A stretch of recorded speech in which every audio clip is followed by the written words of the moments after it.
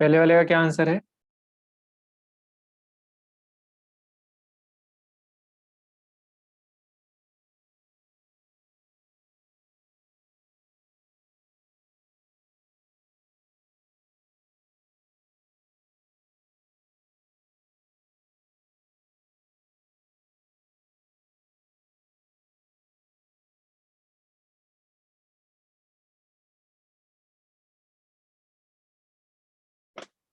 One 134 144। ठीक है ठीक है। तो देखो इसमें करना क्या था, हमें उसने दे रखा 6 इवन कॉन्टिन्यूस नंबर, हमारे पास 6 नंबर है, 1 2 3 4 5 6। ठीक है। जब 6 नंबर होता है तो हमें पता है कि मिडिल नंबर जो होगा हमारा एग्जैक्टली हमारा जो होगा वो एवरेज होगा। यहाँ पे जो एवरेज है वो हमें गिवन है, तो जो एवरेज दिया है 139। तो तीन जो नंबर होंगे वो इसके आगे कॉन्टिन्यूस, यहाँ पे ऑड नंबर्स आना चाहिए। ठीक है, यहाँ पे कुछ दिया नहीं है, नहीं, हाँ इवन लिखा है वो इसने। तो इसके आगे even that is 130 140, that is 142 and 144 लिखा हुआ है यहाँ पे इवन। ठीक है। नेक्स्ट इससे पीछे अगर हम देखेंगे 3 नंबर्स दैट इज 138 136 एंड 134। तो ये स्मॉलेस्ट और ये लार्जेस्ट। ठीक है। ऐसे ही इसका इस नेक्स्ट वाले का कितना आंसर आया भाई?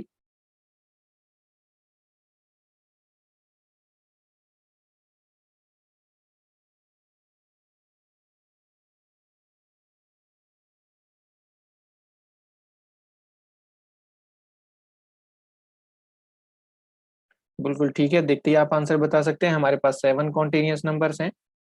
तो 1 2 3 4 5 6 7। तो आपको पता है जो मिडिल नंबर होगा तो 3 इधर हो गए 3 इधर, जो मिडिल नंबर है यही हमारा क्या हो जाएगा, एवरेज। ये मिडिल नंबर दिया 88, तो इसके आगे इवन नंबर्स क्या हो जाएगा, 90 92 94, फिर 86 84 एंड 82। राइट। तो हम यहाँ से स्मॉलेस्ट एंड लार्जेस्ट नंबर बता सकते हैं। तो कल जो मैंने 5 क्वेश्चन आपको दिए थे उसमें क्विज में, ठीक है, तो उनमें से शायद सारे क्वेश्चन आई होप हो गए होंगे सबसे। ऐसे ही क्वेश्चन वहां पे भी दिए थे। बस ये जो 6 कॉन्टिन्यूस, मैंने एक क्वेश्चन जो दिया था आपको, odd number is m then largest number will be m+5 m+6 m-6, कुछ ऐसे नंबर कुछ मैंने आपको दे रखे थे, है ना।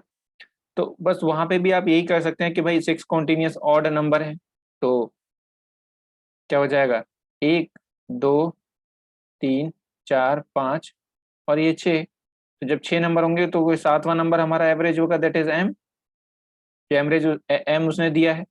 तो अब मुझे पता है कि जब कभी ऐसे होता है कि ऑड अगर ऐसे m है तो मेरे पास जो अगला नंबर इससे इवन क्या होगा, अगला ऑड नंबर क्या होगा, इसके आगे ऑड नंबर और उसके पीछे ऑड नंबर्स। तो अगला ऑड नंबर होगा +1 करके। ठीक है, दैट इज m+1।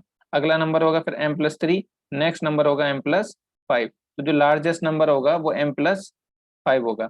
अब ये कि सर ये m+1 क्यों किया है यहाँ पे, तो आप ध्यान रखो, कभी भी 6 इवन नंबर होते हैं तो उन दोनों नंबर्स के बीच की वैल्यू आती है, जो दोनों ऑड नंबर्स के बीच की वैल्यू, और दोनों ऑड नंबर्स के बीच की वैल्यू जो दो किन्हीं भी दो ऑड नंबर्स के बीच में एक आपका इवन नंबर होता है।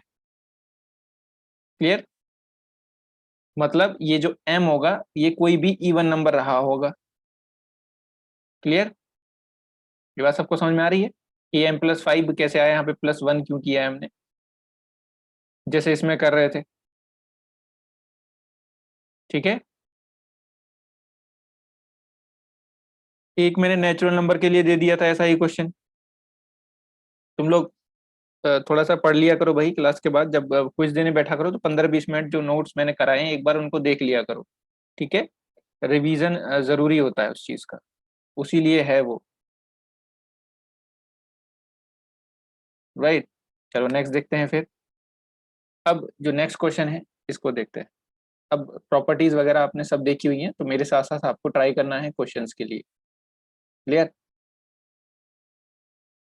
चलो, ये कह रहा था average of 21 continuous natural number is 89।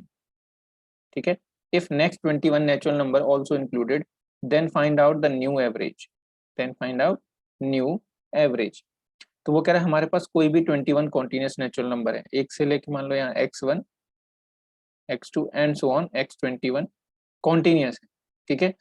तो वो कह रहा है कि इनका जो एवरेज है वो क्या है 89। तो वो कह रहा है कि अगर इसमें हम नेक्स्ट 21 नेचुरल नंबर, जैसे ये x से लेके x21 है, तो इसके आगे मैं x22 x23 and so on x42 तक और ले जाऊं इसको, तो वो कह रहा है नया एवरेज क्या होगा। पहले तो क्वेश्चन ही समझना बहुत जरूरी है। तो नेक्स्ट मतलब आगे वाले 21 नंबर, अब ये कौन से 21 नंबर है, ठीक है। तो इनको क्या अब है तो कॉन्टिन्यूस, तो एवरेज की हेल्प से पहले हम अगर नंबर निकालना चाहे तो निकल जाएंगे, लेकिन नंबर निकाल के ये क्वेश्चन हो जाएगा बहुत बड़ा, है ना। अब 21 नेचुरल नंबर्स को हम कब तक काउंट करते रहेंगे, राइट। तो हम इसको थोड़ा सा अलग डिफरेंस से करते हैं। आप यहाँ पे नोट करके भी ये बात लिख लेना, ठीक है। नोट करके भी आप ये लिख सकते हैं कि ये जो यहाँ इसके साथ होगा वो सबके साथ होगा, ठीक है। अच्छा देखते हैं, मेरे पास कुछ एक ऐसा, हाँ ये वाले क्वेश्चन को पहले कर लेते हैं।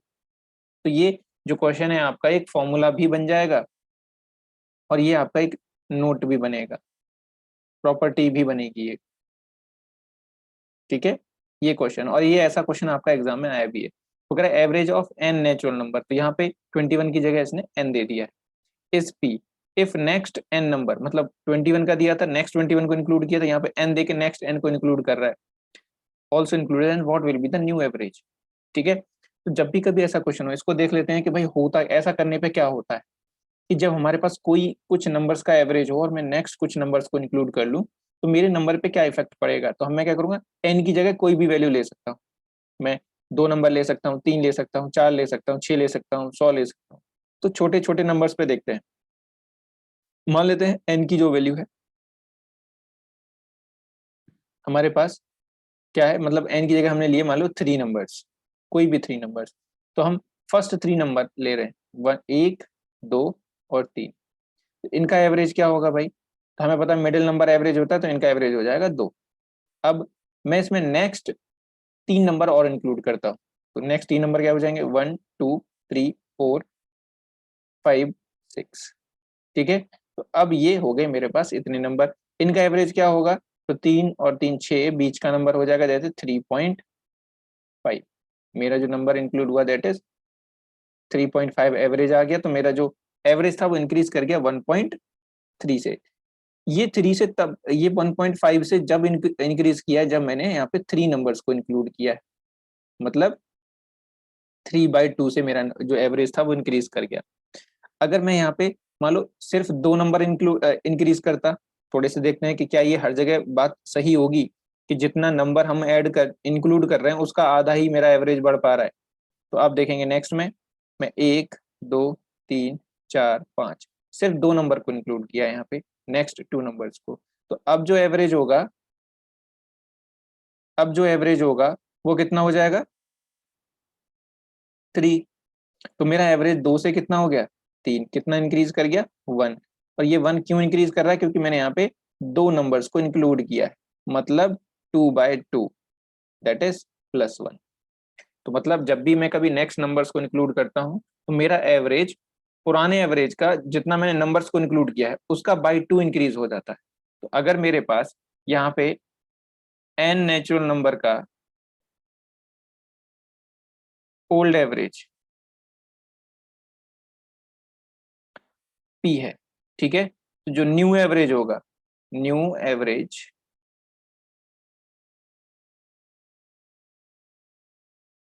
आफ्टर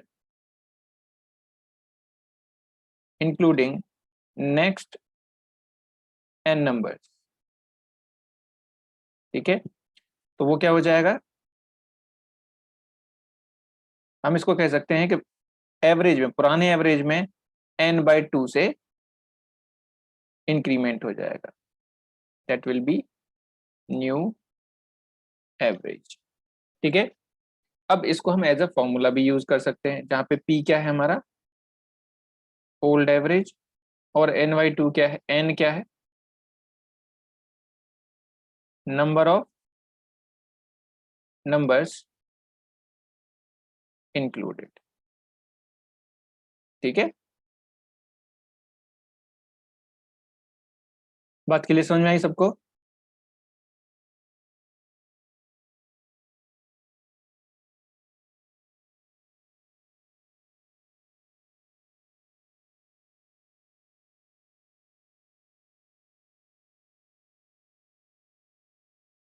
ठीक है, तो इसको एज अ फॉर्मूला भी आप याद रख सकते हैं, और कंसेप्ट तो मैंने आपको बता ही दिया है। कभी भी ऐसे नंबर छोटे छोटे नंबर्स पे आप ये लगा के देख लो, तो जो चीज छोटे नंबर्स पे अप्लाई होगी वही चीज बड़े नंबर्स पे भी सेम एप्लीकेशन होगा उसका।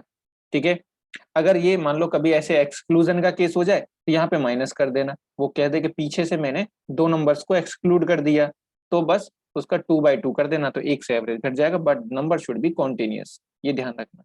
कॉन्टिन्यूटी जरूरी है, रैंडम नंबर्स का नहीं होगा। ठीक है,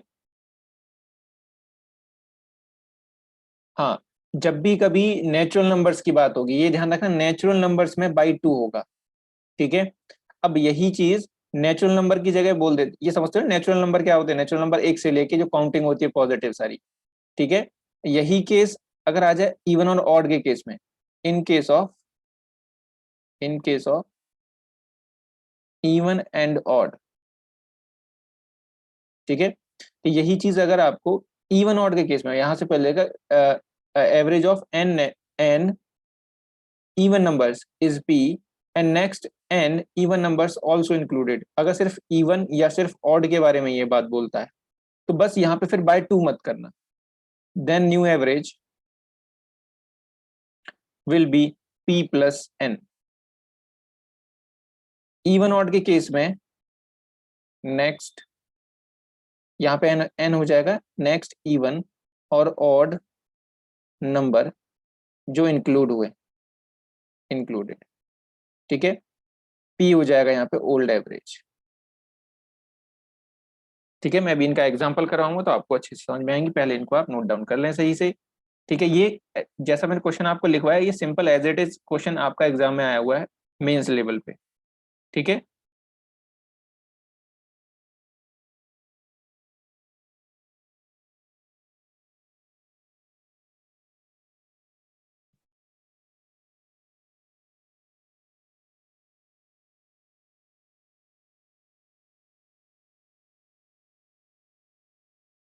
हो गया नोट डाउन भाई?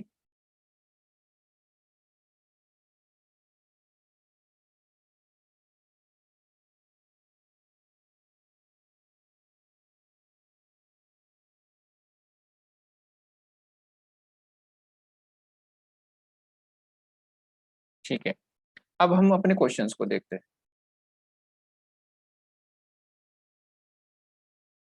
ये रहा।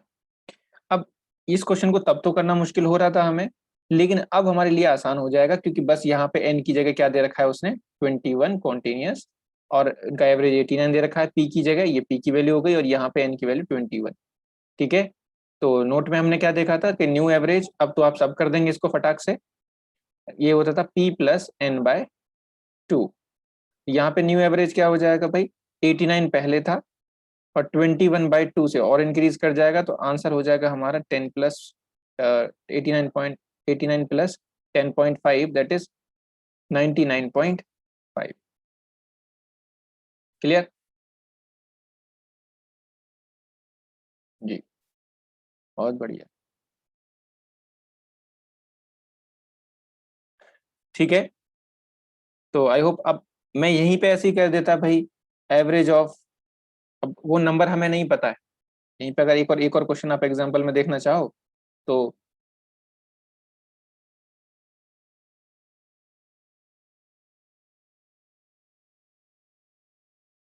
कि एवरेज यहाँ से दे दिया होता, एवरेज ऑफ मान लो 137, या फिर 137 number, natural number, natural number, वो भी continuous, continuous natural number is, मान लो देता 376, if next 20 numbers, 20 natural numbers also included. ठीक है, तो न्यू एवरेज क्या होगा,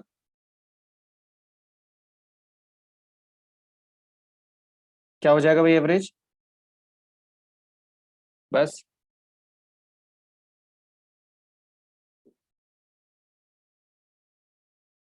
हाँ, 376 ये था, 20/2 दैट इज 386।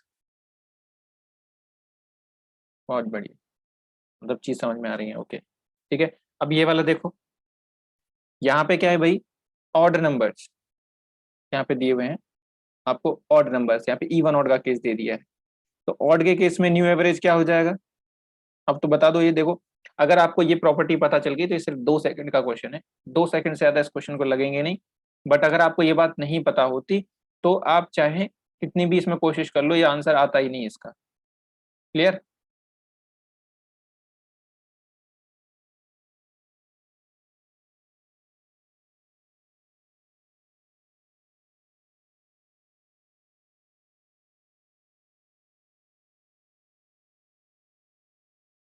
ठीक है, तो इवन ऑड के केस में नया एवरेज क्या होगा? P plus N. पी हमारा जो पुराना एवरेज था दैट इज 169 प्लस 11 है नेक्स्ट, तो 180 हो जाएगा आपका नया। ठीक है। कुछ भी अगर एग्जाम में देखो भूल भी जाते हो तो आप अप्रोच याद रखो, जैसे मैंने आपको बताया कि एग्जाम में आप छोटे छोटे नंबर्स पे वो चीज करके देखो। इसने इवन ऑड बोल दिया तो आप क्या करो, इवन ऑड 3 नंबर, कोई भी 3 नंबर लेके ले लो कॉन्टिन्यूस, और उन पे देखो कि अगर मैं नेक्स्ट कुछ नंबर्स को इंक्लूड या एक्सक्लूड करता हूँ तो क्या इफेक्ट पड़ता है। वही चीज आप एग्जाम में भी कर सकते हैं। क्लियर? देखो नेक्स्ट, इसका भी आंसर कर दो जल्दी से। एवरेज ऑफ 7 कॉन्टिनेंट नहीं है, कॉन्टिन्यूस है।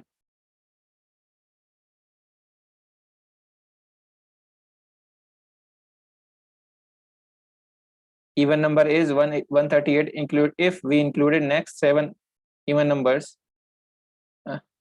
क्या हो गया ये? Next seven even numbers. ठीक है, then what will be the new average? बताओ।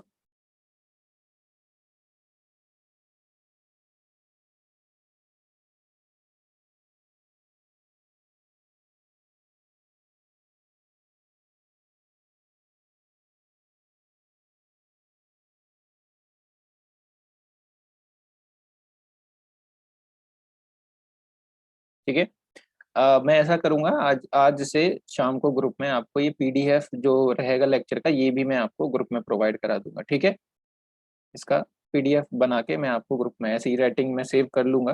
पिछले लेक्चर्स की राइटिंग सेव नहीं है बट इनकी सेव करके मैं आपको प्रोवाइड करा दूंगा। ठीक है, बट आप फिर भी अपने नोट्स कंप्लीट रखें। एक बार इस क्लास के नोट्स आप बना लो, मैं आपको कह रहा हूँ आपको लाइफ में दोबारा कभी भी लाइव क्लास या किसी से पढ़ने की जरूरत नहीं पड़ेगी। ठीक है, क्योंकि इससे ज्यादा कोई पढ़ा ही नहीं पाएगा किसी भी क्लास में। ठीक है, जब तक कि वो मैथ स्पेशल क्लास नहीं होगी। ठीक है, ये क्लास आप सही से लगा लो, इसके प्रॉपर नोट्स बना के रख लो, आपको कभी भी दोबारा नहीं, बस ये कि एक बार रिवीजन करके फिर आप नए नए क्वेश्चंस को प्रैक्टिस कर सकते हैं। चलो, अब देखते हैं नेक्स्ट।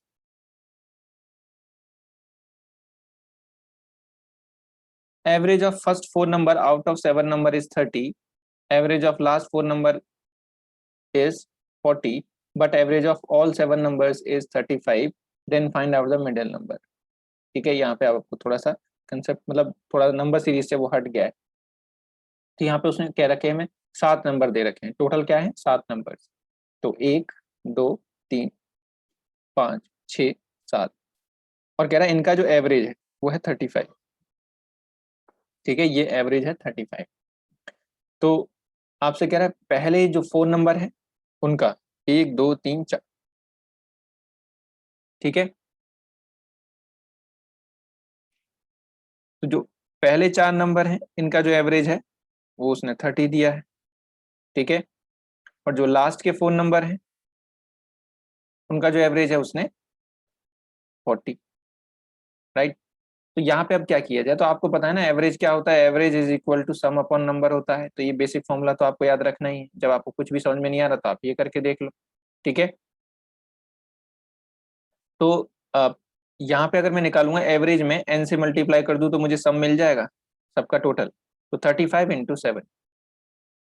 ठीक है, तो ये कितना हो जाएगा भाई, 35 × 7, 21, 210 और 35, 245। ठीक है, अब अगर मैं 30 में 3 से, अब यहाँ पे पहले 4 का जो एवरेज है वो 30 है, इनका टोटल निकालना होगा तो 4 से मल्टीप्लाई कर दूंगा, तो पहले 4 के पास टोटल वैल्यू कितनी हो गई, 120। ठीक है, लास्ट 4 का टोटल कितना हो गया, 160। तो अगर मैं इन दोनों का भी टोटल कर दूं, ठीक है,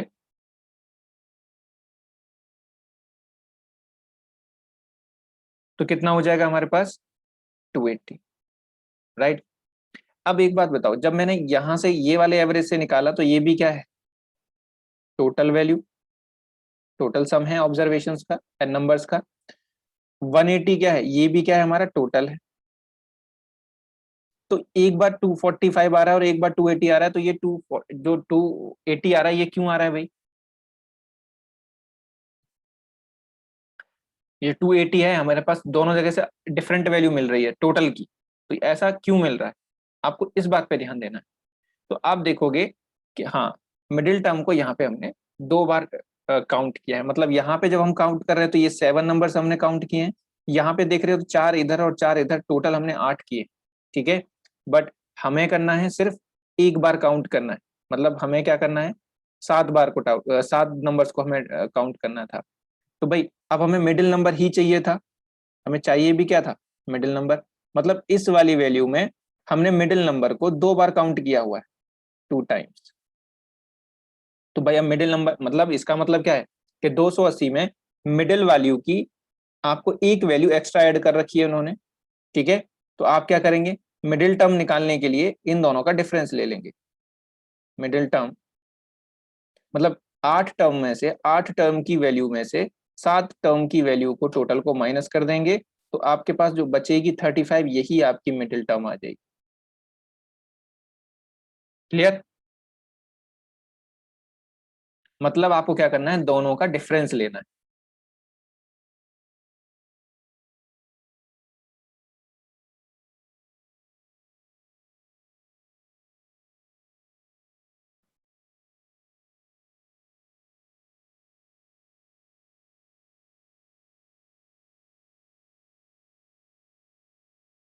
क्लियर हुआ भाई,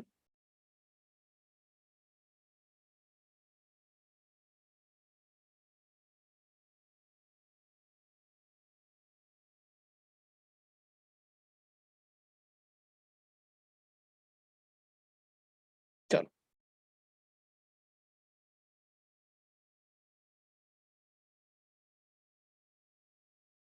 देखते हैं फिर next question. Average of first 3 numbers out of 7 number is, ठीक है, इसी क्वेश्चन को वो दूसरे टाइप से पूछ लेता है। इसमें मैंने 2 बार इंक्लूड किया था, अब इसमें एक भी बार इंक्लूड नहीं करेगा। देखो, first 3 number out of 7 number is 30, average of 3 numbers, average of last 3 numbers out of 7 number is 40, but average of all 7 number is 35, then find out the middle number. मतलब आपसे ऐसे भी बोल सकता है। ठीक है, तो अब क्या करेंगे कि हमारे पास 7 नंबर है भाई, तो 1 2 3 4 5 6 7। ठीक है, तो 7 नंबर हो गए। अब इनका एवरेज कितना दिया हुआ है, एवरेज दिया हुआ है भाई इसका 35। तो भाई टोटल एवरेज में हम नंबर से मल्टीप्लाई कर देंगे तो टोटल मिल जाएगा, दैट इज 245। अब यहाँ पे पहले 3 नंबर का भाई एवरेज कितना दे रखा है, 30, लास्ट के 3 का कितना दे रखा है, 40। तो अब इनका टोटल कितना हो जाएगा, 90, इनका टोटल कितना हो जाएगा, 12। तो अभी इन सब का टोटल कितना हो गया मेरे पास, 90 एंड 120, दैट इज 210। ठीक है, कितना हो गया, 210 हो गया ना। अब ये 210 है, ये 245 है, तो आप देख रहे होंगे भाई ये वैल्यू कम क्यों आ रही है। तो आप देखोगे यहाँ पे ये सिर्फ 6 नंबर्स को इंक्लूड किया, यहाँ पे 7 नंबर्स को। तो भाई जो मिडिल टर्म है, यहाँ पे भी मिडिल टर्म पूछिए, तो आप मिडिल टर्म कैसे निकलेगी कि जिन जहां पे हमारे 7 टर्म्स का टोटल है, उसमें से आपको 6 टर्म का टोटल माइनस करना पड़ेगा, तो जो 35 आएगा वो आपका मिडिल टर्म आ जाएगा यार। मतलब कहने का ये है, कभी भी आपसे मिडिल टर्म से रिलेटेड कोई भी चीज पूछ रहा है, ठीक है। तो आपको हमेशा क्या करना है, सबका सेपरेट एक बार सब जितने भी वैल्यूज दे रखे हैं, जितने भी एवरेज दे रखे हैं और जितने जितने नंबर्स के दे रखे हैं, उस एवरेज में उस नंबर से मल्टीप्लाई करके टोटल निकालो। ठीक है, ओवरऑल टोटल निकालो, और यहाँ पे जो सेपरेट 3 3 4 4 नंबर का जो भी एवरेज दे रखा है उसका टोटल वहां से सम निकालो। ये सम निकालने के बाद आप इन दोनों सम का जो होगा डिफरेंस ले लेंगे, चाहे वो इंक्लूड करे चाहे वो एक्सक्लूड करे, आंसर हमेशा डिफरेंस ही होगा। ठीक है, चाहे वो एक बार एक्सक्लूड कर रहा है जैसे यहाँ कर दिया, चाहे वो वहां पे उसको ओवरलैप करके 2 बार इंक्लूड कर रहा है, तब भी आंसर हमारा हमेशा मिडिल टर्म का डिफरेंस ही होता है। कभी कभी यही चीज एवरेज टेम्परेचर पे आ जाती है कि यहाँ पे 7 डेज का जो 7 डेज में से फर्स्ट 3 डेज का जो टेम्परेचर है वो 30 है, लास्ट 3 डेज का 40 है। तो बताओ, और ओवरऑल पूरे वीक का जो टेम्परेचर है वो 35 डिग्री है। तो बताओ वेंसडे का जो टेम्परेचर था वो कितना रहा। तो वेंसडे का मतलब क्या है, मिडिल नंबर पूछ रहा है, वो मिडिल वैल्यू पूछ रहा है। तो ये हाइट के ऊपर, एवरेज के ऊपर एग्जाम्स में काफी बार वैल्यूज को बदल बदल के ये चीज पूछी गई है। तो आई होप ये चीज सबको समझ में आई होगी।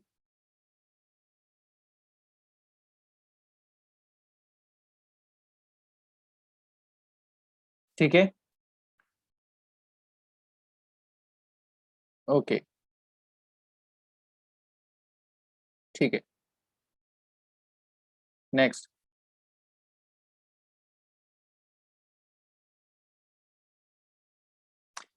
Next question, the average of 9 observations of any data. ये बेसिक एवरेज के क्वेश्चन चल रहे हैं, इसमें ज्यादा दिमाग नहीं लगाना, प्लस माइनस से भी ये सारे सारे के सारे आंसर हो जाएंगे। बस आपको क्या करना है, थोड़ा सा बेसिक जो एवरेज का फॉर्मूला है वो आपको याद रखना है।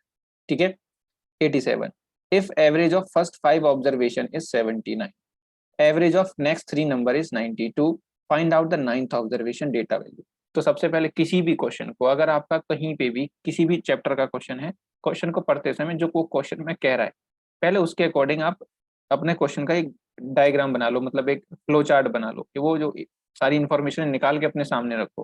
वो कह हमारे पास 9 ऑब्जर्वेशन, ठीक है, तो 9 ऑब्जर्वेशन कुछ कैसे होंगी, 1, ठीक है, 2, 3, 4, 5, 6, 7, 8 एंड 9। तो 9 ऑब्जर्वेशन का जो इसने एवरेज दिया है वो कह रहा है इन सब के पास जो एवरेज है वो 87। बट ठीक है, फिर उसने क्या किया है, पहले 3 का एवरेज ऑफ फर्स्ट 5 ऑब्जर्वेशन, पहले 5 का एवरेज दिया हुआ है, तो पहले 5 जो वैल्यूज हैं वो रहेगी, इनका एवरेज कितना है 79, मतलब इनके पास सबके पास 79 है।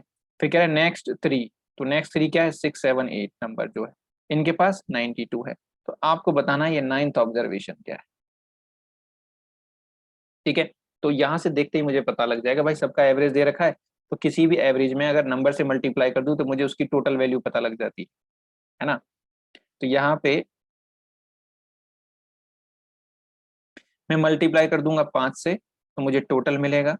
ठीक है, और 5 से मल्टीप्लाई करने पे क्या आंसर आएगा भाई, यहाँ पे 79 × 5 कितना होगा,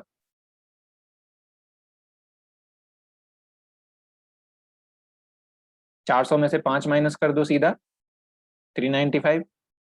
ठीक है, देखो कैलकुलेशन करने के मैंने बहुत सारे तरीके आपको बताए हुए हैं, कोई भी तरीका आप यूज कर सकते हैं। 5 से मैंने आपको बताया था एक जीरो लगा के हाफ कर दो, 790 का हाफ, ठीक है, दैट इज 395,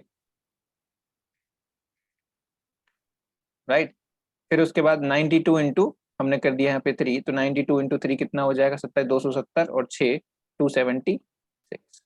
ठीक है, यहाँ पे इस पूरे 9 नंबर का ऑब्जर्वेशन का टोटल कितना हो जाएगा, 9 × 9।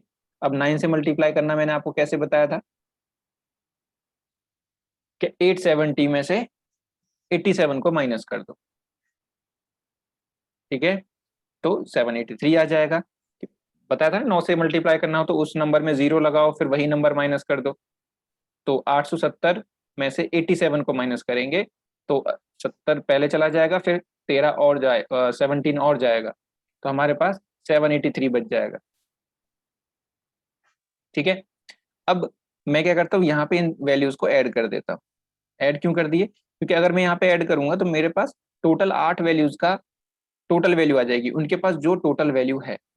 ठीक है, यहाँ पे ऐड किया तो टोटल कितना हो गया भाई 671। ठीक है, यहाँ पे इसको 400 ले लो, इसको ऐड कर दो सीधा। ठीक है, तो 676, 5 माइनस कर दो तो 671। ठीक है, तो जब 670, अब 8 ऑब्जर्वेशन का जो टोटल है वो 671 है, 9 का कितना है 873। तो मैं अगर इसमें से 671 माइनस कर दूं, ठीक है, 8 टोटल ऑब्जर्वेशन की वैल्यू, तो मेरे पास 9th ऑब्जर्वेशन की वैल्यू आ जाएगी, दैट इज 211, दैट इज 112। तो हमारी जो 9th ऑब्जर्वेशन है वो कितनी आ जाएगी 112। क्लियर सबको?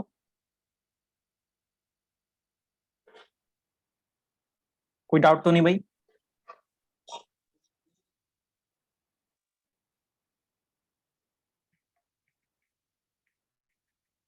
ठीक है, अब इसका एक तरीका और देखो। ठीक है, अगर थोड़ा सा ऐसे आप बिना किसी कैलकुलेशन के करना चाह रहे हैं, ठीक है, तो आप ये ध्यान रखो कि भाई एवरेज होता क्या है। ठीक है, एवरेज होता है इक्वल डिस्ट्रीब्यूशन, है ना, एवरेज होता है इक्वल डिस्ट्रीब्यूशन। तो मैं थोड़ा सा आपको बिना उसके करके दिखा रहा हूँ। ठीक है, समझ में आ जाए तो ठीक, नहीं तो स्ट्रेस नहीं लेना है, आप ऑल्टरनेट करके साथ साथ में लिख देना, आपको आंसर थोड़ा सा जल्दी मिल जाएगा। देखो 87 का मतलब है एवरेज, 87 का मतलब है इन सबके पास 87 है, 1 से लेकर 9 तक एवरेज 87 का मतलब है सबके पास इक्वल वैल्यू है, दैट इज 87। तो मैं ये कह सकता हूँ कि 9 के पास भी भाई यहाँ पे जो 9th ऑब्जर्वेशन है वो भी इस समय 87 है। बट जरूर, क्योंकि एवरेज में कोई रियल वैल्यू तो होती नहीं, एवरेज में क्या होती है इक्वलाइज्ड वैल्यू होती है, नॉर्मलाइज्ड वैल्यू होती है एवरेज में। मतलब किसी के पास कम ज्यादा रहा होगा तो उसको हमने ले दे के बराबर कर दिया होगा। तो अभी मुझे 9 की जो 9th ऑब्जर्वेशन है, जो ये 9th ऑब्जर्वेशन है, मुझे इसका एक्चुअल वैल्यू चाहिए। तो एक्चुअल वैल्यू के लिए मुझे थोड़ी सी कैलकुलेशंस करनी पड़ेंगी। क्या करनी पड़ेंगी, मुझे देखना पड़ेगा कि कहीं ऐसा तो नहीं कि 9 ने किसी से लिया हो या किसी को दिया हो। जरूरी नहीं, हो सकता है 87 आ जाए, बट हो सकता है इसने किसी से लिया हो या किसी को दिया हो। तो बस ये चेक करना है कि इसने किसी को न तो लिया है न दिया है, और अगर दिया है तो कितना, लिया है तो कितना, बस आपको ये चेक करना है। तो वो चेक करने के लिए आप यहाँ जाओ कि इनकी जो सेपरेट वैल्यूज हैं उन पे काम करते हैं। भाई इनके पास, इन 5 लोगों के पास उसने दे दिया 79, बट यहाँ कह रहा है सबके पास 87 है। तो अगर इन 5 लोगों के पास 79 है और फाइनल एवरेज बन गया 87, मतलब 79 से इन 5 के पास भी 87 आ गई। 79 से इन 5 लोगों को 87 बनाने के लिए मैंने कितनी वैल्यू इनको दी, ईच पर्सन को कितनी वैल्यू देनी पड़ी होगी 8, है ना। मुझे जरूरत पड़ेगी हर बंदे को 8-8 वैल्यू और देनी पड़ेगी, क्योंकि इनके पास अभी जो अपना है वो 79 है, पहले 8 के पहले 5 लोगों के पास। तो मुझे टोटल वैल्यू की कितनी जरूरत पड़ेगी, 8 एक बंदे के लिए चाहिए, तो 5 के लिए मुझे +40 चाहिए। मतलब इन लोगों को कहीं ना कहीं से टोटल 40 वैल्यू लाके दी है हमने। ठीक है, चलो ठीक है, इनको +40। अब मैं नेक्स्ट 3 के पास गया, तो नेक्स्ट 3 के पास देखा भाई इनके पास तो 92 है, मतलब इनके पास तो एवरेज से सरप्लस है, इनके पास एवरेज से ज्यादा वैल्यू है। तो कितनी ज्यादा वैल्यू है, तो इनके पास है भाई +5, है ना, +5। मतलब ये अपनी वैल्यू डोनेट कर सकते हैं, जिसको भी जरूरत है उसको ये +5 अपना जो इनके पास एक्स्ट्रा है, ठीक है, मतलब ये डोनेट करेंगे। सॉरी, यहाँ पे आप -8 लगा लो, ठीक है, अच्छा +8, यहाँ पे हम -5 कर देंगे, क्योंकि इसको भी 87 बनाना है, यहाँ पे -5 कर देते हैं। ठीक है, क्योंकि 92 से इन्हें हमें 8, क्योंकि सबको 87 बनाना है, रूल इज दिस कि सबको इक्वल करना है। तो मतलब ये 5 इन्होंने डोनेट कर दी। अब डोनेट होके तो भाई हमेशा कम वाले के पास जाएगी, तो ये इनकी 5 वैल्यू थी, तो टोटल -5 इंटू 3, तो मतलब इन्होंने टोटल अपनी 15 डोनेट कर दी। तो ये 15 उठा के हम इन 5 को दे देते हैं, क्योंकि इन 5 को अभी जरूरत है 40 की। तो मैंने -15 इनको दे दिया यहाँ पे, तो इनको अभी और कितने की जरूरत पड़ी, इन्हें और 25 की जरूरत पड़ी। ठीक है, मतलब अभी इनको 87 बनाने के लिए मुझे और 25 की जरूरत पड़ेगी।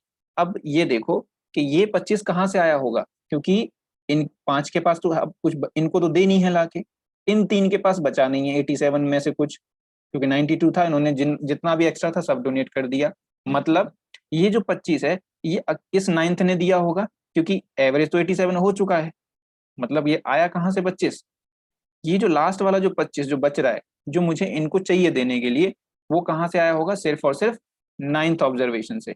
मतलब उसके पास 87 तो ये एवरेज वाली वैल्यू प्लस 25 जो इसने डोनेट की है, ये टोटल वैल्यू रही होगी इसके पास, मतलब 112। जो नाइन्थ ऑब्जर्वेशन था वो 112 था। तो अगर आप ऐसे करते हो तो ये समझने में थोड़ा सा, एक्सप्लेन करने में टाइम लगा, बट इसको अगर आप करोगे तो पेन नहीं लगाना पड़ेगा, ये ऐसे ही हो जाएगा। बट इसको थोड़ा सा एवरेज समझ में आना चाहिए आपको, जैसे मैंने आपको बताया है। थ्योरी पूरी अंदर जो कहानी है वो आपको समझ में आनी चाहिए, एवरेज। क्लियर?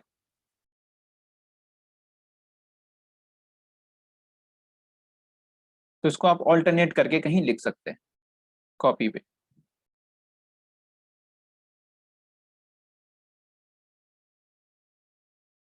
बाकी के लोग बताओ भाई।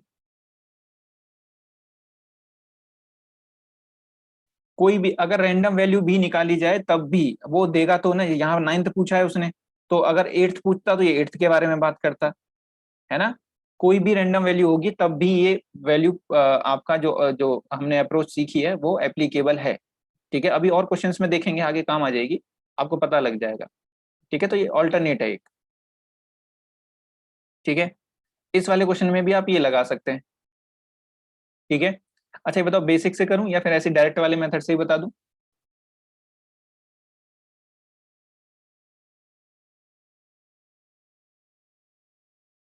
जल्दी बताओ जल्दी।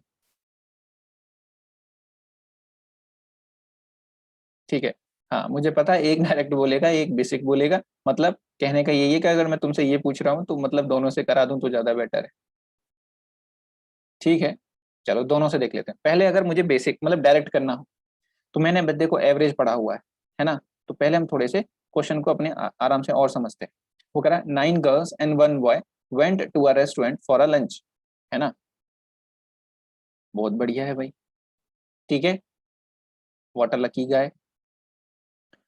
For lunch if each girl spent 30 rupees, ठीक है भाई, हर लड़की ने 30 रुपए खर्च किए, है ना। And the boy spent 720 rupees more, बहुत बढ़िया। ठीक है, then average expenditure of all, average expenditure मतलब जितना सबका एवरेज एक्सपेंडिचर था उससे उसने 720 रुपए ज्यादा खर्च किए, लड़के ने ज्यादा पे किए। बहुत बढ़िया। Then find out the amount spend by the boy, तो हमें बताना है भाई लड़के ने कितना खर्च किया है। ठीक है, वैसे तो वही जानता होगा बट फिर भी कोशिश करते हैं निकालने की कि निकलता है कि नहीं। तो पहले देखो कि हमारे पास वैल्यूज क्या क्या है, मतलब इंफॉर्मेशन क्या है। तो पहली तो ये है कि 9 गर्ल्स हैं। ठीक है, दूसरी बात ये कि लड़का एक है। ठीक है, तो 9 गर्ल्स एंड 1 बॉय। अब वो कह रहा है कि ईच गर्ल ने 30 रुपए खर्च किए। ठीक है भाई, ईच गर्ल ने 30 रुपए खर्च कर दिए, मतलब लड़कियों ने 30 रुपए पे किए। ठीक है, अब आपको बताना है कि भाई बॉय ने क्या किया है, बॉय ने एवरेज एक्सपेंडिचर से 720 रुपए ज्यादा। तो मान लो इनका एवरेज एक्सपेंडिचर कितना है,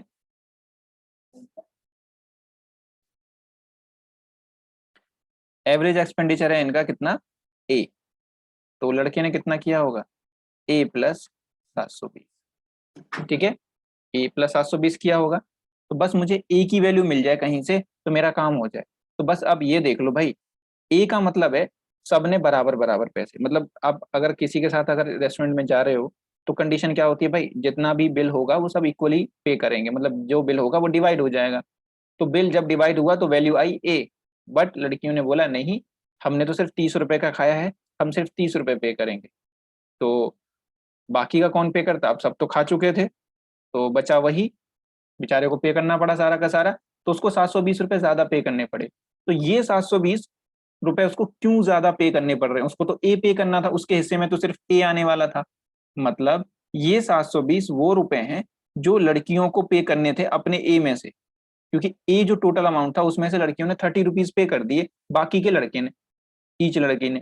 ठीक है, ईच लड़की को जो हिस्से के पैसे थे वो सारे लड़के ने पे किए। तो ये 720 रुपए किसके हिस्से के थे, 9 लड़कियों के। मतलब हर लड़की का 80 रुपया इसने पे किया है। मतलब अब हर लड़की का 80 रुपया पे किया है, तो लड़कियों ने 30 रुपए खुद भी दिए हैं, तो भाई टोटल सबको कितना खर्चा मिलने वाला था? 110। मतलब सबके हिस्से में 110 रुपए आने वाले थे। तो यहाँ पे एवरेज की वैल्यू हो गई 110, टोटल खर्चा हो गया लड़के का 930। आंसर। ठीक है, तो ये चीज हम यहाँ पे भी देख सकते थे कि ये 720 रुपए कहाँ से आए? इन 9 लड़कियों की वजह से। क्योंकि 720 रुपए लड़का अपना तो हिस्सा उसने एवरेज वाला पे कर दिया है ना। उसने दिव्या एक सेकंड, तो उसने अपना जो हिस्सा था वो तो पे कर दिया, बट उसने उससे अपने अपने हिस्से से भी 720 रुपए ज्यादा वो पे कर रहा है। ठीक है, सॉरी 830। ठीक है, 830। ठीक है, तो अपने हिस्से से भी वो 30 रुपए ज्यादा पे कर रहा है। ठीक है, 720 रुपए। अब ये 720 रुपए किसके हिस्से के? लड़कियों के हिस्से के, जितनी भी लड़कियां हैं। तो 9 लड़कियों के 720 रुपए, मतलब एक लड़की का, हर लड़की का 80-80 रुपया उसने पे किया, और 30 रुपए लड़की ने पे किए, हर लड़की ने। तो टोटल लड़की, हर लड़की के हिस्से में कितना था एवरेज? 110। मतलब मेरा जो एवरेज एक्सपेंडिचर था वो 110 था। तो ए की वैल्यू 110 हो गई, लड़के ने 720 रुपए ज्यादा पे किए, तो आंसर हो गया 830। ये तो था भाई इसका डायरेक्ट। ठीक है, अब देखते हैं इसका बेसिक अगर आपको करना है। तो बेसिक में क्या होता है कि ज्यादा कैलकुलेशंस आपको नहीं करनी होती है। ठीक है, तो रट के भी काम चल जाता है। तो हमारे पास भाई थे 9 गर्ल्स। ठीक है, 9 गर्ल्स एंड 1 बॉय। ठीक है, 1 बॉय।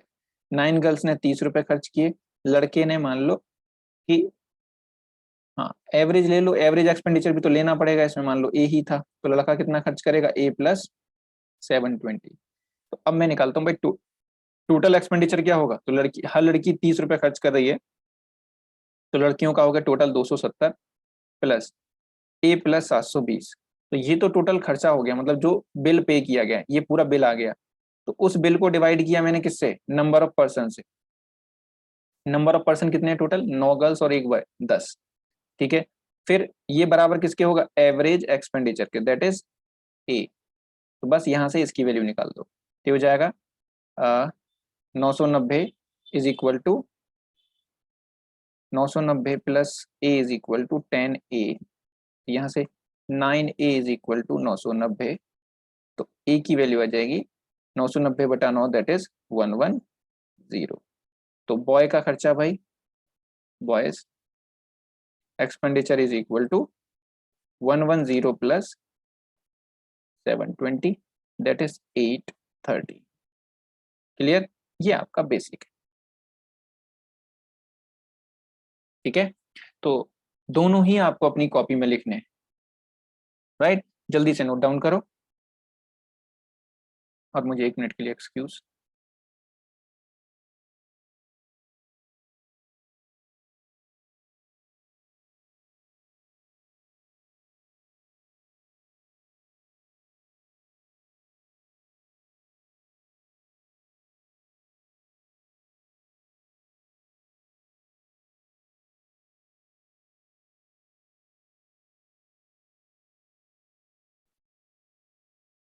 बात क्लियर हुई भाई? हो गया सबका नोट डाउन? कोई डाउट तो नहीं?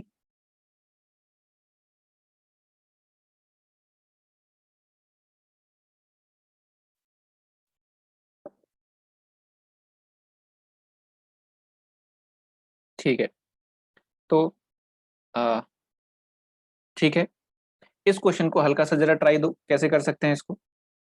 पढ़ो इस क्वेश्चन को। ये द एवरेज है भाई, the average marks of 46 student in a class is 65, but later it is found that marks of one student mistakenly calculated as 90 instead of 70. Now correction is made, then what will be the new average mark of the class? New average marks of the class.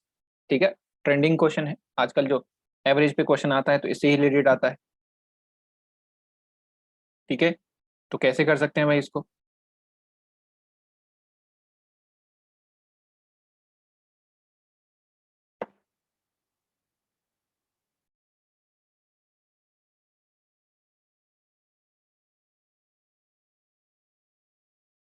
देखो, अगर आप basic से जाना चाह रहे हो तो आपके दिमाग में आइडिया आ रहा होगा सर क्या किया जाए। 46 बच्चों के पास हमारे पास नंबर ऑफ स्टूडेंट कितने हैं? अच्छा, 46 की जगह आप यहाँ पे 40 कर लो, फिलहाल कैलकुलेशन थोड़ी सी आसान रहेगी। तो 40 स्टूडेंट्स हैं, ठीक है, 40 स्टूडेंट्स हैं और उनका जो एवरेज है वो कितना है? 65। तो नंबर ऑफ स्टूडेंट, ये एवरेज मल्टीप्लाई किया तो टोटल मिल जाए, ठीक है, 65 इंटू 40। अब भाई आप देख रहे हो कि हमारे पास जो वैल्यू थी, जो करेक्ट वैल्यू थी, वो उसके 90 हमने काउंट कर लिए थे, ठीक है, जबकि करेक्ट वैल्यू कितनी थी? 70। तो अब मुझे क्या करना पड़ेगा? -20। मतलब टोटल हमें करेक्शन करने के लिए टोटल में से -20 करना पड़ेगा। तो इसमें से -20 करेंगे तो जो वैल्यू आएगी उसको फिर हम फिर से डिवाइड कर देंगे यहाँ 40 से, ठीक है। तो यहां से निकल जाएगा न्यू एवरेज, ठीक है। बट ठीक है, बट हमें इतनी कैलकुलेशन नहीं करनी, ठीक है। तो आप इसको जरा थोड़ा सा मेरे साथ समझेंगे। कैसे? कि हमारे, देखो थोड़ा सा प्रैक्टिकली समझो। आपकी क्लास है, आपकी क्लास में कितने हैं? 40 स्टूडेंट्स, है ना। 40 स्टूडेंट्स का जो एवरेज मार्क्स है, जो एवरेज मार्क्स हैं वो है 65, ठीक है। तो अब बस यहाँ पे आप ये चेक करो, जब भी कभी ऐसा क्वेश्चन हो आप अपनी गलती चेक करो कि हमसे गलती क्या हुई है और करेक्ट वैल्यू क्या है, ठीक है। तो जो मिस्टेक थी, मिस्टेक थी भाई 90 की, और जो करेक्ट वैल्यू थी वो थी 70। मतलब हमें कैलकुलेट करना था 70, हमने कर दिया 90। मतलब एवरेज निकालते समय हमने 20 वैल्यू एक्स्ट्रा ऐड कर दी, है ना। एवरेज निकालते समय 20 वैल्यू एक्स्ट्रा ऐड कर दी। तो अब मुझे करेक्ट करने के लिए क्या करना पड़ेगा? -20। मतलब टोटल से मुझे 20 माइनस करना पड़ेगा, लेकिन ये 20 तो मैं मिस्टेक वाला जो था ऐड करके सबको डिस्ट्रीब्यूट कर चुका था, क्योंकि तभी तो एवरेज, एवरेज तो कब आता है? एवरेज निकल के तभी आता है जब मैं डिस्ट्रीब्यूट कर चुका होता हूँ इक्वली। तो ये जो 20 जो मुझे वापस लेना है, ये तो मैं डिस्ट्रीब्यूट कर चुका हूँ, तो मुझे बस अब इतना पता है कि 20 वापस लेना है। तो ये सब में गया होगा, इक्वली डिवाइड हुआ होगा। तो ये 20 मैं वापस ले लेता हूँ कितने से? अब मुझे लेना भी तो सबसे वापस पड़ेगा, क्योंकि जब 40 लोगों को बांट दिया था तो वापस भी तो 40 लोगों से आएगी टोटल वैल्यू। तो टोटल 20 वापस लेनी है हमें 40 स्टूडेंट से। तो पर हेड कितना आएगा? 0.5। मतलब हर बच्चे से हम 0.5 इंक्रीज करेंगे। और कंसेप्ट याद करो कि जब ईच वैल्यू को 0.5 से डिक्रीज किया जाता है तो मेरा जो एवरेज है वो भी 0.5 से डिक्रीज कर जाता है, ठीक है। तो new average will be 65 minus 0.5, that is 64.5, ठीक है।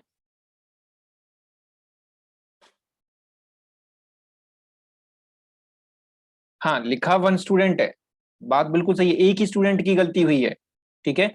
बट एवरेज में कभी भी कोई सिंगल नहीं होता। मतलब एवरेज में उस स्टूडेंट के मार्क्स को मैंने सबको एक साथ ऐड किया होगा और डिवाइड कर दिया होगा, तो ये 20 भी उसमें ऐड हुआ होगा जो मैंने एक्स्ट्रा किया है, और वो सब में बट गया होगा इक्वली। अब मुझे वापस लेना है ये 20, तो मैं वापस भी किससे लूंगा? 40 के 40 बच्चों से। तो सबके पास चला गया तो सबसे 0.5 ये टोटल वापस आ जाएगा।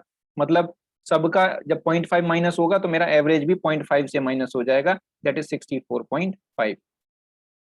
यहाँ पे आपको ज्यादा कैलकुलेशन करने की जरूरत नहीं है। अगर आप इसको रटना चाह रहे हैं तो रटने के लिए मैं बता दूं, हमेशा देखना ऐसे क्वेश्चंस में कि करेक्ट करने के लिए आपको मिस्टेक से करेक्ट तक जाने के लिए प्लस में जाना है या माइनस में जाना है। तो आपने देखा मिस्टेक से करेक्ट पे जाने के लिए हमें -20 करना है। तो जो भी आए माइनस या प्लस, ठीक है, साइन लगा लो, उसको number of student, number of person से करो डिवाइड। जो भी आएगा उसको बस एवरेज से, प्लस है तो प्लस, माइनस है तो माइनस कर दो, ठीक है। बाकी कोई फर्क नहीं पड़ता। क्लियर?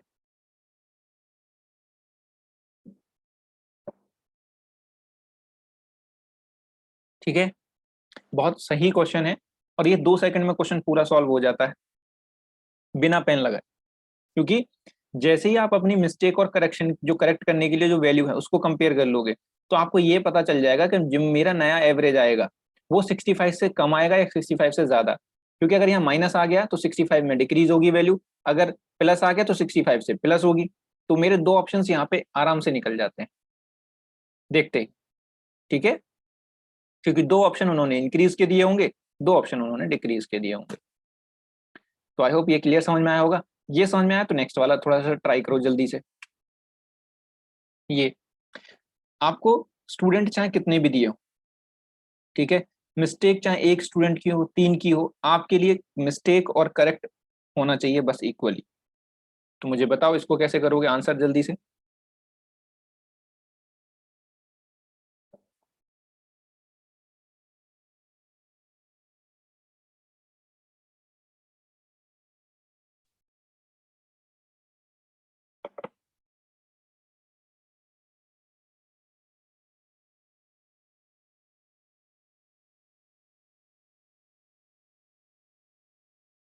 आया आंसर किसी का?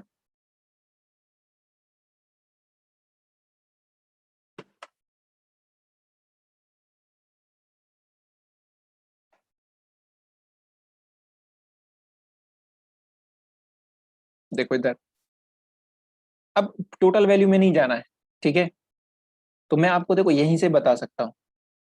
40 स्टूडेंट है, 72 एवरेज है, ठीक है, क्वेश्चन पढ़ रहे हैं हम। यहाँ पे आप इन दोनों का, इन तीनों का टोटल करो। ये क्या है, मिस्टेक वाली वैल्यू। तो टोटल मिस्टेक कितने की है, ये आप अपनी कंप्यूटर की स्क्रीन पे जब आप एग्जाम दे रहे होंगे तब भी कर सकते हैं। तो यहाँ पे कितना हो जाएगा भाई, ये 70 70 140 और 60 200 हो जाएगा, 200 और ये हो जाएगा 13 और 3 16, तो ये हो जाएगा 216। जो मिस्टेक है वो आपके 216 की है। करेक्ट करने के लिए आपको क्या करना है, तो करेक्ट करने के लिए देखो करेक्ट वैल्यूज ये है, इंस्टेड ऑफ इनकी जगह ये आने थे, तो टोटल इनका कर लो, तो यह आ जाएगा 6 और 6 12 और 8 20, 210, है ना। मतलब भाई मिस्टेक से अगर मैं करेक्ट की तरफ जाऊं तो मुझे -6 करना पड़ेगा कि नहीं करना पड़ेगा, ठीक है। मुस्कान 70 कैसे आ गया बेटा? तो 216 से हम 10 की तरफ गए तो -6, ठीक है। अब -6 करना है बट कितने लोगों से, अब माइनस तो करना है लेकिन कितने लोगों से, नंबर ऑफ स्टूडेंट देखो कितने हैं टोटल, 6, सबसे माइनस होगा तो बाय 40, ठीक है। तो ये कितना हो जाएगा, -0.15,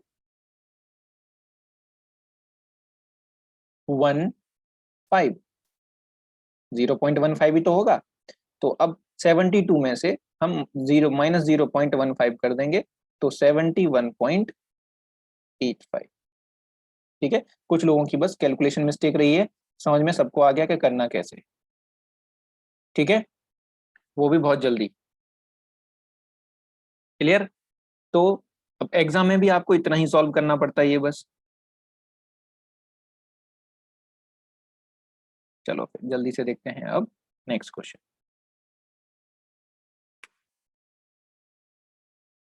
ठीक है। ये बहुत अच्छा क्वेश्चन है, इनको मैं बोलता हूं भाई ESN based questions, ESN based question. मतलब अभी क्या है कि अभी तक तो हम वेरिएशन देख रहे थे वैसे, कि कोई निकल के चला गया या फिर कोई मतलब वैल्यू हमने गलती हो गई या फिर हमें कोई वैल्यू मिसिंग है या फिर उसको निकालना है, ठीक है, ऐसी कुछ चीजें। बट अब यहाँ पे क्या होगा कि कुछ क्वेश्चंस में वेरिएशन होंगे। वेरिएशन मतलब किसी के आने और जाने की वजह से, इंक्लूजन और एक्सक्लूजन होने की वजह से आपको एवरेज में इंक्रीमेंट और डिक्रीमेंट देखने को मिलेगा। यहाँ पे अभी एवरेज के पिछले क्वेश्चंस में अभी तक हमने उसने कभी भी इंक्रीमेंट और डिक्रीमेंट की बात नहीं की है। तो जब इंक्रीज या डिक्रीज होती है वैल्यू तो वहां पे दो कंडीशन बन जाती है, एक इंक्रीज से पहले की या डिक्रीज से पहले की, एक उसके बाद की कंडीशन। यहाँ पे दो कंडीशन हमेशा आपको क्वेश्चन में दी होंगी। तो यहाँ पे हम करेंगे तो यूज बेसिक ही, बट थोड़ा सा ESN मेथड आप एक दिमाग में रख लेंगे। ESN क्या है, कुछ नहीं है, जो आपका एवरेज है, एवरेज सम और नंबर। तो क्योंकि A इज इक्वल टू क्या होता है, S/N, average is equal to sum upon number. यहाँ पे जो S है वो है आपका सम, N है नंबर ऑफ ऑब्जर्वेशंस, है ना, N है नंबर ऑफ ऑब्जर्वेशन, A क्या है, एवरेज, ठीक है। और जो S की वैल्यू होती है, सम, ये हमेशा इन दोनों का मल्टीप्लाई होता है, ए का और एन का। ठीक है, बस क्वेश्चन में आपको एक तो ये देखना है किसी के मतलब आने और मतलब जो भी वेरिएशन हो रहा है तो इंक्लूजन और एक्सक्लूजन से पहले की कंडीशन और उसके बाद की कंडीशन, बस ये दो चीज आपको ध्यान रखनी। ठीक है, अब यहाँ पे देखो दो कंडीशंस कौन कौन सी दे रखी है। वो कह रहा है there are 35 students in a hostel if number of students increase by 7, मतलब अब इंक्लूजन हुआ यहाँ पे 7 नए स्टूडेंट का, then daily expense of the mess increased by 42 rupees per day. Daily expense जो मेस का था, मेस का जो खर्चा था वो 42 रुपीज पर डे से बढ़ जाता है, while the average expenditure per head decreased by 1 rupees। ठीक है, average expenditure per head decreased by 1 rupees। find out original daily expenditure of the mess। ठीक है, हमें डेली एक्सपेंडिचर बताना है। अब भाई ऐसा कैसे हुआ कि पर हेड डिक्रीज हो गया, तो ऐसे ही होता है कि जब हमारे पास नंबर ऑफ स्टूडेंट ज्यादा हो जाते हैं तो जो खाने का जो टोटल कॉस्टिंग है वो बढ़ जाएगा, लेकिन पर हेड जो कॉस्टिंग होता है वो डिक्रीज हो जाता है। ठीक है, आप समझ रहे होंगे जैसे कि एक कमरे में अगर मान लो मैं सिंगल रह रहा हूँ तो मैं 8,000 रुपये अपना पीजी का रेंट पे करूंगा रूम का, और मान लो 2,000 रुपये मैं इलेक्ट्रिसिटी का बिल पे कर रहा हूँ। ठीक है, बट यहीं पे अगर मैं दो बंदे रखने लग जाऊं अपने साथ तो 4-4 हजार रुपये, मतलब मेरा जो पर हेड एक्सपेंडिचर है वो डिक्रीज हो जाएगा। हो सकता है इलेक्ट्रिसिटी का बिल मेरा बढ़ जाए, ठीक है, जो मेरे वेरिएबल है वो बढ़ जाए, लेकिन पर हेड मेरा खर्चा अभी भी पहले 10,000 आता था, अब हो सकता है 6 से 7 हजार ही आए। तो समझे कि ओवरऑल जो होता है पर हेड कैसे डिक्रीज करता है। ठीक है, तो यहाँ पे भी वैसे ही हुआ हमारे पास। अब देखो कंडीशन पहले क्या थी। ठीक है, कंडीशन थी पहले वो 35 स्टूडेंट हमारे पास पहले से थे। ठीक है, अब यहाँ पे एवरेज नहीं दे रखा है। ठीक है, तो अब मान लेते हैं कि पहले पर हेड, यहाँ पे एवरेज क्या होगा, पर हेड एक्सपेंडिचर। ठीक है, एवरेज ए की वैल्यू क्या होगी, पर हेड एक्सपेंडिचर। तो मान लेते हैं वो एक्स है, पर हेड एक्सपेंडिचर मेरा x रुपीज है। तो टोटल खर्चा पहले कितना होता होगा 35 बच्चों का, 35 x रुपीज। क्लियर। ठीक है, अब क्या हुआ कि मैंने यहाँ पे 7 बच्चों को और इंक्लूजन किया, तो हमारे पास स्टूडेंट कितने हो गए 42। ठीक है, ये हमारे ओल्ड कंडीशन थी। अब न्यू कंडीशन मतलब इंक्लूजन के बाद, तो वो कह रहा भाई ऐसा करने से तो जो डेली का एक्सपेंडिचर है पर डे का मेस का जो टोटल एक्सपेंडिचर है वो बढ़ गया 42 रुपीज से, मतलब ये जो 35 x रुपीज था इसमें बस 42 रुपीज ऐड हुए इन 7 लोगों की वजह से। बट मेरा जो एवरेज एक्सपेंडिचर था पर हेड बच्चे का जो था, ठीक है, रुपीज पर हेड, वो 1 रुपए से घट गया, मतलब x-1। जो नया एवरेज है वो हो गया भाई x-1 रुपीज। तो अगर मैं इन दोनों का मल्टीप्लाई कर दूं that is 42 into x-1 average into number, तो ये भी क्या निकल जाएगा, एक्सपेंडिचर निकलेगा कि नहीं। तो बस एक बात बताओ कि ये जो चीज है, ये जो एक्सपेंडिचर है ये कितने बच्चों का है 42 का। ठीक है, अब पुराना खर्चा था उसमें मैंने 42 रुपीज और ऐड कर दिए, तो ये भी क्या बन गया न्यू एक्सपेंडिचर, और ये भी न्यू एक्सपेंडिचर है क्योंकि ये न्यू एवरेज से निकला हुआ है, न्यू नंबर से निकला हुआ है मिलके। बट पुराना जो 35 x रुपीज था उसमें मैंने 42 रुपीज ऐड कर दिए, मतलब दोनों के दोनों ही वैल्यूज क्या आएंगे, बराबर आएंगे कि नहीं। तो मैं कह सकता हूँ 42x-1 बराबर होगा 35x प्लस 42 के। या फिर आप क्या कर सकते थे कि दोनों वैल्यूज का डिफरेंस ले सकते थे टोटल का। ठीक है, उससे भी आंसर सही हो जाता। यहां तक डाउट तो नहीं है मैंने बराबर कैसे किया है किसी को भी। इक्वल में डाउट बताओ, किसी को कोई डाउट तो नहीं कि जो मेरा इक्वल है यहाँ पे मैंने इक्वल कैसे कर दिया ये।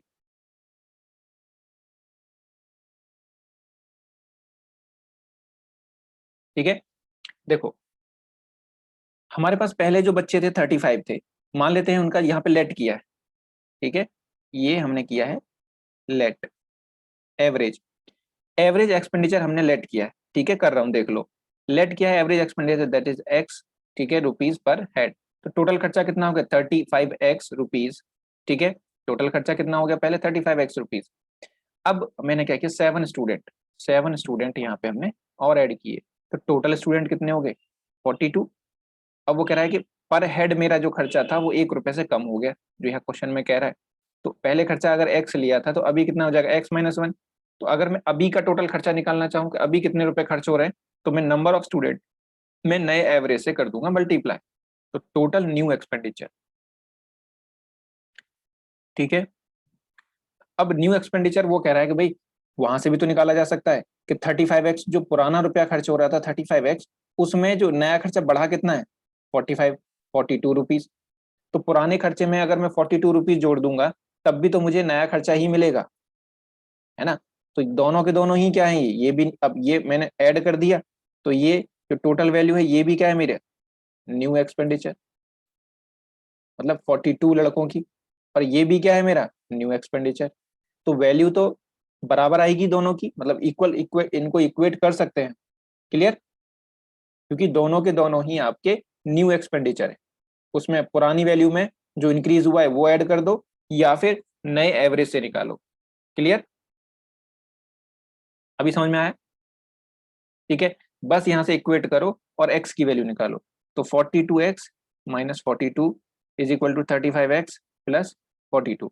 बस x की वैल्यू एक तरफ, तो 7x is equal to 84, x की वैल्यू हो जाएगी 12। x की वैल्यू 12, तो वो आपसे क्या पूछा है original daily expenditure of the mess. ठीक है, तो ओरिजिनल डेली एक्सपेंडिचर क्या था 35x, है ना। ओरिजिनल डेली एक्सपेंडिचर था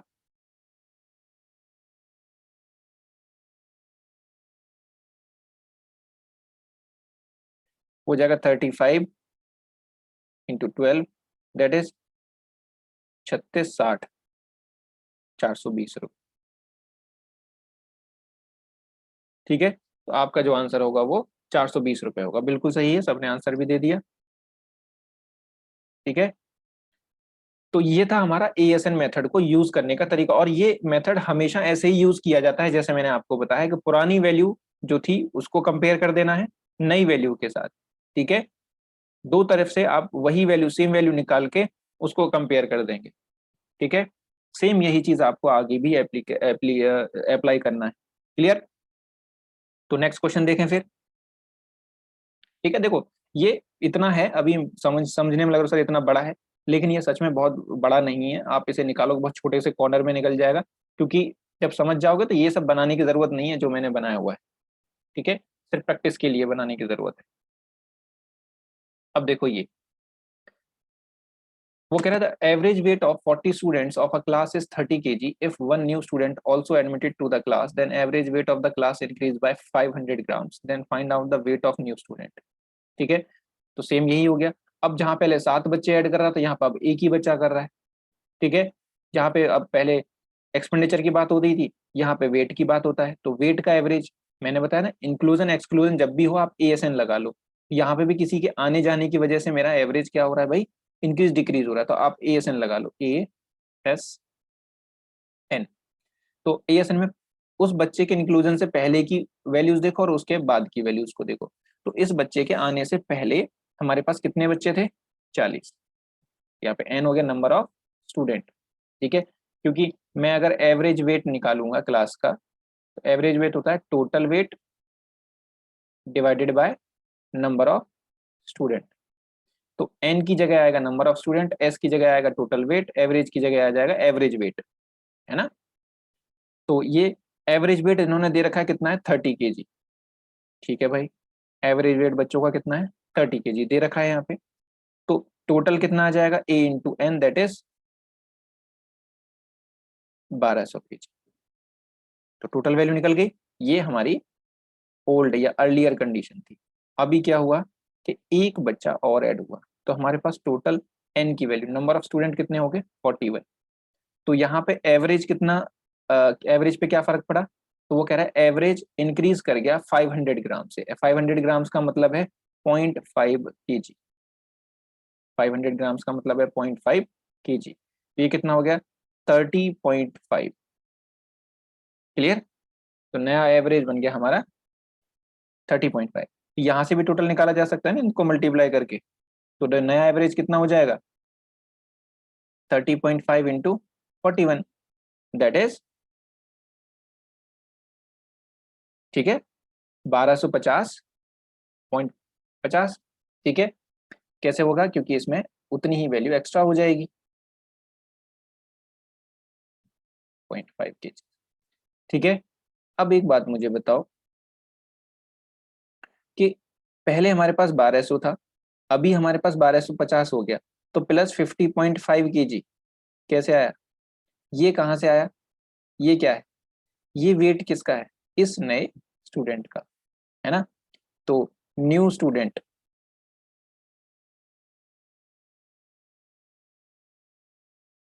वेट क्या हो जाएगा? 1250.5 माइनस 1200, दैट इज 50.5 kg, ठीक है। आप देख लेना, ये जो डिफरेंस होगा वही हमेशा आपका उस बच्चे का वेट आ जाएगा निकल के, ठीक है। ये जो डिफरेंस होता है हमेशा,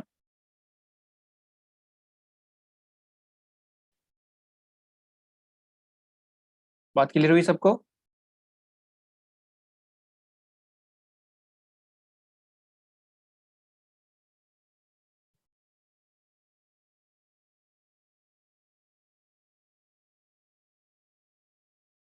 ठीक है। अब देखते हैं कि अगर इसी क्वेश्चन को आप थोड़ा सा एक ओवरव्यू से करना चाहो तो ओवरव्यू से भी हो सकता है, ठीक है। उसके लिए आपको क्या करना है, ठीक है। तो इसको देखो, मिस इंटरप्रेट मत करना, बेसिक बेसिक ही है, ठीक है। तो उस अपने तरीके से होगा, लेकिन कुछ चीजें दूसरे तरीके से भी हो सकती हैं। कि आप देखो कि भाई क्लास में 40 बच्चे हैं हमारे पास, है ना। क्लास में 40 बच्चे हैं, तो सोचो आपकी क्लास है और आपकी क्लास में 40 बच्चे हैं। एक बच्चा क्लास के बाहर से आया, ठीक है। एवरेज का रूल क्या होता है कि सबके पास बराबर रहेगा, जो भी रहेगा सबके पास बराबर। क्लास में पहले सबके पास 30 था, ठीक है। तो अगर ये नया बच्चा भी मेरे पास 30 का आ जाए तो मेरे एवरेज पे कोई फर्क नहीं पड़ेगा, क्योंकि हम सबके पास 30 है क्लास के अंदर। एक बच्चा 30 का और आ जाएगा तो क्या ही फर्क पड़ेगा? कुछ नहीं। तो हम आराम से बैठेंगे, कोई दिक्कत नहीं आएगी। तो मेरा एवरेज उसका वेट भी 30 हो तो, बट ऐसा नहीं है। उस नए बच्चे के आने की वजह से एक बच्चे का जो मतलब पूरी क्लास का जो वेट है, मतलब पूरी क्लास का जो एवरेज वेट है, मतलब सबके पास, उन 40 बच्चों के पास 500 ग्राम ट्रांसपोर्ट, जो 500 ग्राम क्या है, एक्स्ट्रा वैल्यू आ गई। तो ये एक्स्ट्रा वैल्यूज क्यों आ रही है? मतलब जो क्लास से अभी नया बच्चा आया है, घर से कुछ ना कुछ लेके आया है एक्स्ट्रा, है ना। तो ये तो मैं मान सकता हूँ कि वो कम से कम 30 kg लेके आया है, क्योंकि इससे कम तो पॉसिबल ही नहीं है। कम होता तो ये सबका फिर लेस हो जाता, इंक्रीज ना होता मेरा एवरेज, है ना। अगर इंक्रीज हुआ है तो कम से कम 30 आया है, लेकिन उससे ज्यादा लाया है।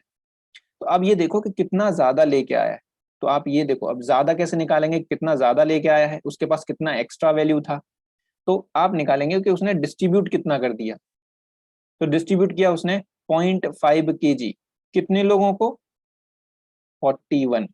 क्योंकि क्लास में आने के बाद आधा किलो वो अपने लिए भी रख लेगा, क्योंकि सबके पास बराबर होना चाहिए। तो मतलब 0.5 इंटू 41, टोटल उसने डिस्ट्रीब्यूट कितना कर दिया? 20.5। मतलब ये डिस्ट्रीब्यूट तभी तो कर पा रहा है जब ये एक्स्ट्रा लेके आया है, एवरेज से जितना क्लास में था उससे एक्स्ट्रा लेके आया। कितना एक्स्ट्रा लेके आया? 10.5 किलो। तो टोटल कितना लेके आया वो? Sorry, 20.5 kilo. टोटल कितना लेके आया? 50.5 kg। आंसर,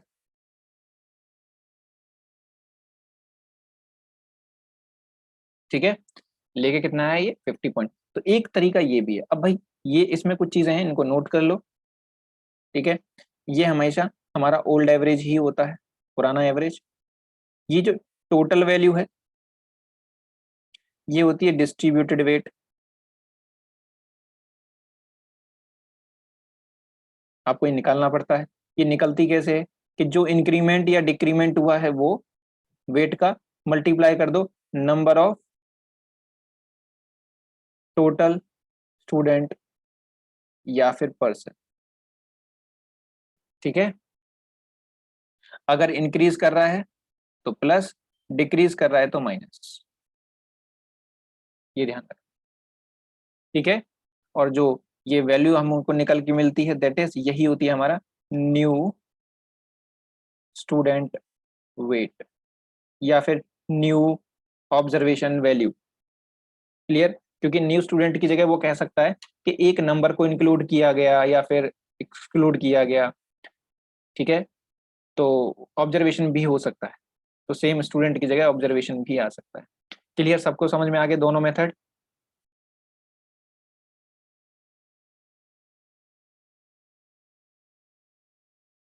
बताओ भाई।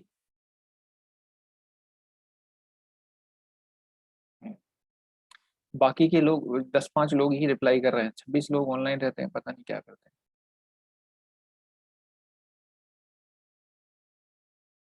बाकी के लोगों को नींद तो नहीं आ जाती भाई? ठीक है, ओके। अब समझ में आया तो नेक्स्ट क्वेश्चन को जल्दी से मुझे आंसर बता दो, ठीक है। चलो अभी इसको भी मैं ही बताता हूँ, ठीक है। एक तरीके से मैं बता रहा हूँ, एक तरीके से आप बताएंगे मुझे करके, ठीक है। तो मैं थोड़ा डायरेक्ट बता देता हूँ कि अगर एग्जाम में आ जाए इस क्वेश्चन को आपको अप्रोच कैसे करना है एग्जाम में, ठीक है। वो कह रहा है भाई 26 बच्चे हैं, एवरेज बेटे 28, क्लास टीचर ऑल्सो। अब एक बच्चा हो या क्लास टीचर हो हमें कोई फर्क नहीं पड़ता है, ठीक है।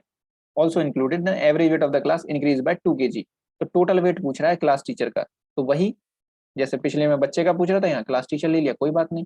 तो मैंने क्या बताया कि बेटे वो क्लास में अगर कोई आएगा तो डेफिनेटली बात है कि सबके पास इक्वल रहेगा, नहीं तो वो क्लास में नहीं रहेगा। एवरेज का मतलब ये होता है। तो सबके पास पहले था 28 किलो, ठीक है। सबके पास पहले 28 kg था। तो ये टीचर भाई साहब आए जब क्लास में, तो अब ये टीचर है, हैवी होगा सबसे, तो इनके पास ज्यादा था। अब ज्यादा था तो टीचर को डिस्ट्रीब्यूट करनी पड़ेगी वैल्यू, क्योंकि ये तो एवरेज का रूल है चाहे कोई भी हो। तो उसने सबको 2-2 किलो बांट दिया। कितने लोगों को? 29, ठीक है, सॉरी 27, क्योंकि पहले थे 28, 26, अभी हो जाएंगे 27। तो 27 दूनी कितना हो जाएगा? 54।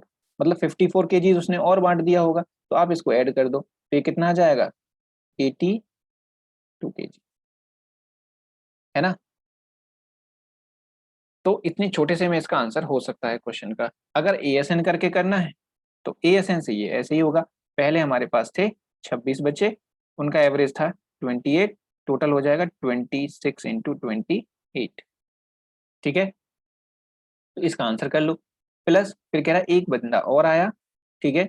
अब हो गए बच्चे कितने हो गए, पर्सन कितने हो गए? 27।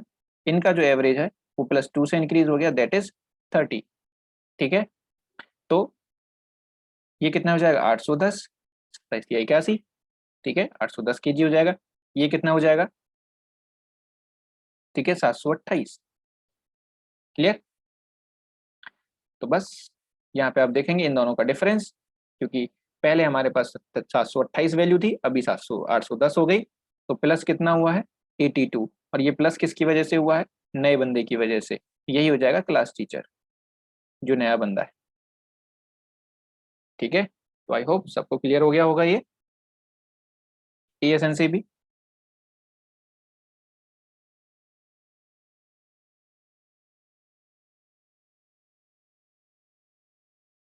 ठीक है।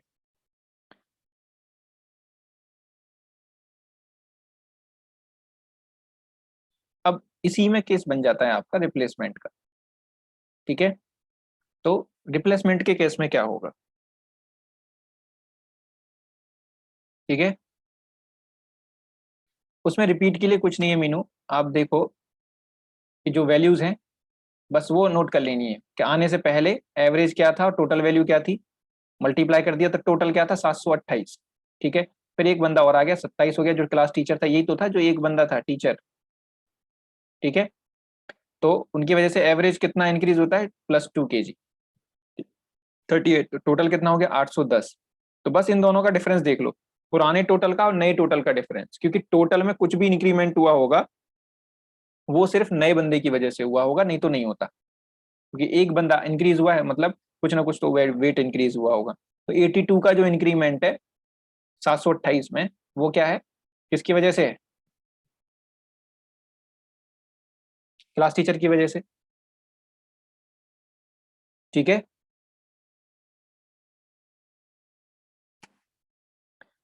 तो अब यहाँ पे देख लो आप रिप्लेसमेंट वाला। तो रिप्लेसमेंट में भी सेम आप यूज कर सकते हैं एएसए, ठीक है। क्योंकि यहाँ पे भी किसी आने जाने की वजह से ही सब कुछ हुआ है, ठीक है।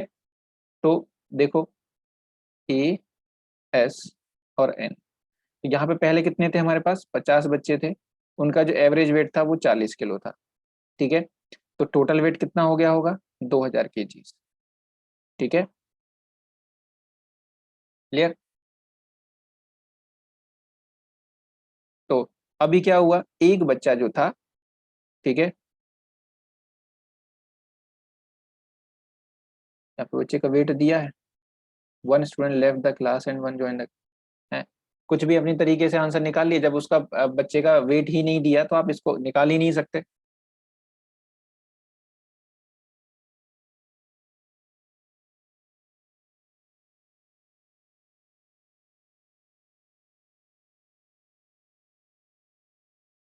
ठीक है, वन स्टूडेंट, यहाँ पे लिख लो हुज वेट, ठीक है, हुज वेट इज 45 केजी, ठीक है, left the class and one new student joined the class, then average of the class increased by 500 grams, then find out total weight of new student, ठीक है, और replaced student। तो एक जो बच्चा था, ठीक है, जिसका वेट क्या था 45 केजी, वो क्लास छोड़ के चला गया, इसकी जगह कोई न्यू स्टूडेंट आ गया, हमने इंक्लूड कर लिया, ठीक है। तो अब देखना है आपको कि वो कह रहा है कि ऐसा करने से एवरेज मेरा क्या होगा, 500 ग्राम से बढ़ गया, तो ये पुराना एवरेज था, अभी नया एवरेज क्या हो जाएगा, +0.5, तो हो जाएगा 40.5 केजी, ठीक है, 40.5 केजी। तो अब स्टूडेंट, नंबर ऑफ स्टूडेंट कितना रहेगा नया, वो भी, वो पहले 50 था, अभी भी 50 रहेगा, क्योंकि वहां पे रिप्लेसमेंट हो रहा है, कोई इंक्लूड या एक्सक्लूड नहीं हो रहा है, तो नंबर यहाँ पे चेंज नहीं होगा, तो ये आ जाएगा यहाँ पे 2025, क्योंकि अगर हम मल्टीप्लाई करेंगे 40 में 50 से तो 2000, और 0.5 में करेंगे तो 25 और आ जाएगा 25, क्लियर। तो अब इंक्रीमेंट कितने का हुआ, +25 का, तो न्यू स्टूडेंट का वेट कितना होगा, जरा सब जरा बताना कितना आएगा,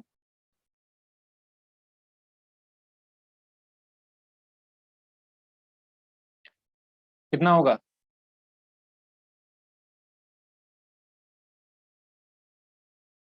ये 65 वाले कहाँ से ले आए आंसर, श्रुति 25, गुरु 25, आगे और बताओ, कुछ लोग 70 बता रहे हैं, मीनू 25, जल्दी जल्दी जल्दी जल्दी, अरे गलत बताओगे बता दो, क्या हो गया, पैसे नहीं चार्ज करूंगा इस चीज के, पेनल्टी नहीं पड़ेगी आपको। शिवानी राजपूत 25, अंजलि शर्मा, कुछ लोग अभी भी 65 कर रहे हैं, ना सुधरोगे तुम, जितने भी 25 वाले हैं सब के सब बेकार हैं, क्या कर रहे हो तुम लोग, रिप्लेसमेंट का क्वेश्चन है, 70 ठीक है, ठीक है, देखो सही है, तुम लोगों ने सही आंसर दिया, थोड़ी सा मिस्टेक आप क्या कर गए, कि एक बात समझो, कि एक बंदा गया और एक बंदा आया, रिप्लेस हुआ, तो जो बंदा गया है वो 45 किलो लेके भाग गया, इस टोटल इस 2000 में से वो 45 किलो लेके भाग गया, है ना। तो अब जो नया बंदा आएगा, पहले तो ये 45 है, उसमें उसका 45 वापस करेगा, फिर जो बचेगा बाकी का वो ऐड हो जाएगा एक्स्ट्रा, तो मतलब एक्स्ट्रा कितना आ रहा है उसकी वजह से 25, तो जो नए स्टूडेंट होगा वो ओल्ड स्टूडेंट से मतलब 25 किलो भारी है ना, इसका मतलब तो यही है, तो वो 45 का था, तो ये 25 किलो ज्यादा का है, तो ये कितना हो गया, 70 केजी, समझे, क्योंकि वो जो रिप्लेसमेंट का केस है, अगर मैं आपकी जगह कोई दूसरा बंदा लेके आऊंगा तो वो आपकी वैल्यू को तो पूरा करेगा कि नहीं करेगा पहले, है ना। जैसे मैं अगर आपको किसी एक के साथ अगर मैं ऐड करके मैं वेट करूं, और फिर तुमको हटा के वहां से तुम्हारी जगह किसी दूसरे बंदे को रख दूं, तो वो जो तुम्हारा वेट जो वहां से कम हुआ, पहले उसका रिप्लेसमेंट होगा कि नहीं होगा, रिप्लेसमेंट में वैल्यू पहले रिप्लेस होगी, फिर जो भी एक्स्ट्रा या लेस होगी वो आपका कम ज्यादा हो जाएगा, समझे। बाकी के लोग बताएं भाई। तो 25 का क्लियर हो गया, कैसे होगा, 25 नहीं होगा, 70 होगा, है ना। मतलब जब भी रिप्लेसमेंट का क्वेश्चन हो, तो जितना वेट रिप्लेस हो रहा है उसमें आप जो डिफरेंस आ रहा है उसको ऐड कर देंगे, ऐड या सब्ट्रैक्ट जो भी आ रहा है, ठीक है। अगर यहाँ पे ये लेस आ जाता तो 45 से माइनस कर देते तो उसका ओरिजिनल वेट पता लग जाता, और अगर ये प्लस आ रहा है तो उसमें जो 45 जो उसका गया है उसमें हमने ऐड कर दिया, तो 25 किलो हो गया, 75 केजीज आंसर। ठीक है, अगर इसको आपको डायरेक्ट करना है तो ये डायरेक्ट और इजी हो जाता है। ठीक है, यहाँ पे इजी क्यों हो जाता है, क्योंकि जब भी कभी रिप्लेस्ड वाला केस हो, है ना, तो रिप्लेस्ड वाला केस जब भी हो उसमें अगर जब भी करना हो तो आप ये देखो रिप्लेसमेंट वाला वेट कितना है, हमेशा रिप्लेस्ड वाले वेट को ही लेना है, रिप्लेस्ड वेट को ही लेना है। ठीक है, क्योंकि 45 किलो का बच्चा निकल गया और इसकी जगह अगर मैं रिप्लेस करके 45 ले आता तो मेरे भाई एवरेज पे कोई फर्क नहीं पड़ता, कोई चेंजेस ही नहीं होते, जितना गया उतना आ गया, ठीक है, बात बराबर हो गई। बट यहाँ पे इंक्रीज हुआ, मतलब जो आया है वो बाहर ही आया है।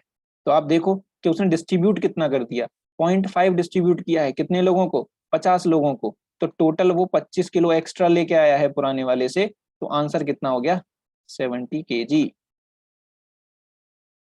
सिर्फ इतनी कैलकुलेशन से भी ये आंसर निकल जाएगा।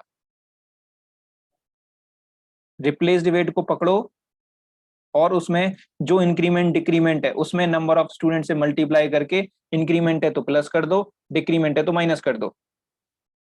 ठीक है, रिप्लेस्ड वेट को पकड़ना है, जो भी रिप्लेस्ड वेट है, दो बच्चों का होता तो दोनों को ऐड करके, एक बच्चे का है तो एक का करके। ठीक है, अब इसमें क्या करना है कि जो इंक्रीमेंट डिक्रीमेंट है, जितना इंक्रीमेंट डिक्रीमेंट है उसमें नंबर ऑफ स्टूडेंट से मल्टीप्लाई करके, ठीक है, उसमें मल्टीप्लाई कर दो, तो 0.5 इंटू 50 दैट इज 25। अगर इंक्रीज हुआ है तो प्लस कर दो रिप्लेस्ड में, और अगर डिक्रीज हुआ है तो माइनस। जो आपका फाइनल आंसर आएगा वही आपका रिप्लेस्ड स्टूडेंट का वेट होगा।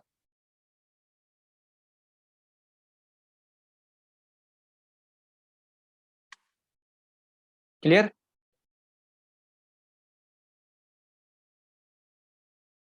ओके, बाकी सबको क्लियर हुआ?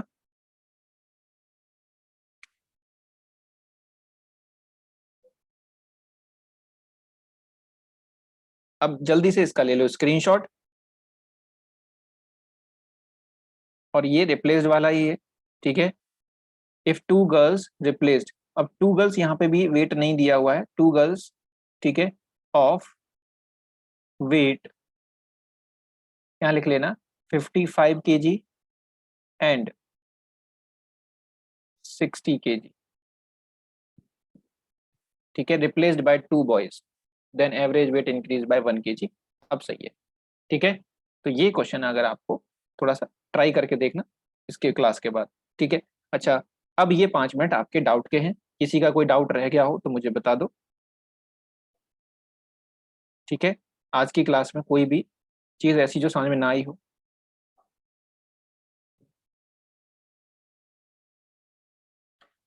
पिछला कोई प्रॉब्लम किसी का अटक रहा हो वो बता दो।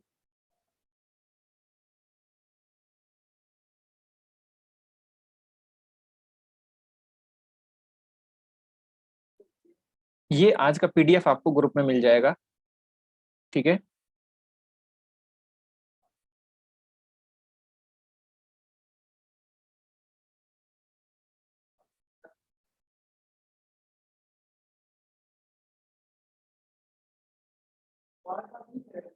हाँ, एवरेज का लेट करने वाला बताया था मंजीत।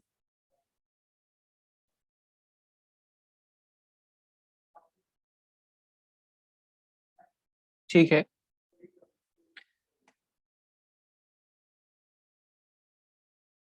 देखो एवरेज लेट करने का ये था कि आपके पास कोई भी नंबर है, लाइक मान लो 78 है, 63 है, 82 है, 65 है, इनका अगर मुझे एवरेज निकालना है, ठीक है, तो आप कोई भी एक नंबर लेट कर लो, इनका मिडिल कोई भी एक ऐसा नंबर। अब एवरेज होता क्या है, आप बस वो देख लो कि एवरेज क्या होता है, कि जो मिडिल वैल्यू रही होगी, कोई मिडिल वैल्यू, तो स्मॉलेस्ट वैल्यू है 63, लार्जेस्ट वैल्यू है 82, तो इनके मिडिल की कोई एक वैल्यू आप ले सकते हो। मान लो कि 63 और 82 के बीच में मैंने ले लिया 75, है ना, ये हमने लेट एवरेज कर लिया। बस ये चेक करना है कि ये 75 हमने सही लिया है कि नहीं, और उसके लिए आपको क्या करना पड़ेगा कि ईच वैल्यू को कंपेयर कर देना है। 75 यहाँ पे है, कंपेयर किया तो इसके पास +3 है, 75 से इसके पास कितना हो जाएगा, 7 5 12 -12 हो जाएगा। ठीक है, इसके पास 7 हो जाएगा और इसके पास -10 हो गया, है ना। तो 7 और 3 10, है ना। तो अब बचा क्या भाई, मेरे पास -12 बचा। और यहाँ पे कितने लोग हैं, 3 4, तो इसको 4 से डिवाइड कर दिया, दैट इज -3। मेरा जो एवरेज होगा वो 72। आपको कभी भी कोई चीज़ यहाँ पे ज़्यादा कैलकुलेट नहीं करनी पड़ेगी। क्लियर।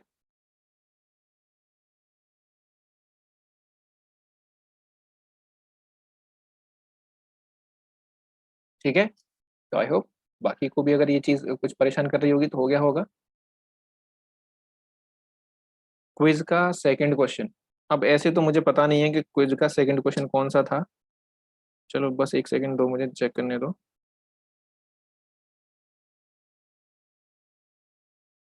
हाँ